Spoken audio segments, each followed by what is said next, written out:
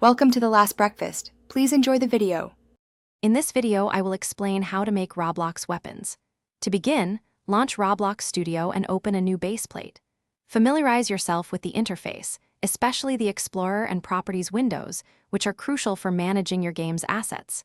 We'll start by creating the visual model of your weapon using basic parts, ensuring it looks exactly how you envision it for your game. This foundational step is key to a successful weapon. 1, 2, 3. Now, let's build the core components of your weapon. Use parts like blocks and cylinders to form the handle, barrel, and any other distinct features.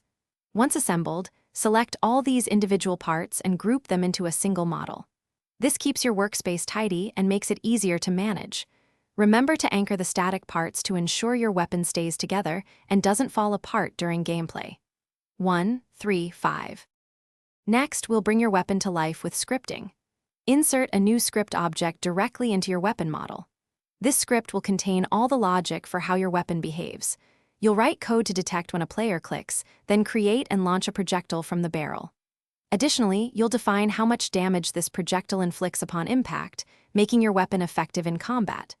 1, 4, 6, 7, 8, 9, 10, 11. Finally, it's time to test and refine your creation. Enter play mode in Roblox Studio and thoroughly test your weapon's functionality. Check if it fires as expected, if the projectiles hit their targets, and if the damage is balanced. Make any necessary adjustments to the script or model, such as tweaking fire rates or adding visual effects. Continuous testing ensures your weapon is polished and ready for players. 1, 2, 12, 13, 14, 15, 16. Thanks for watching. If this was helpful, leave a like and consider subscribing. See you next time.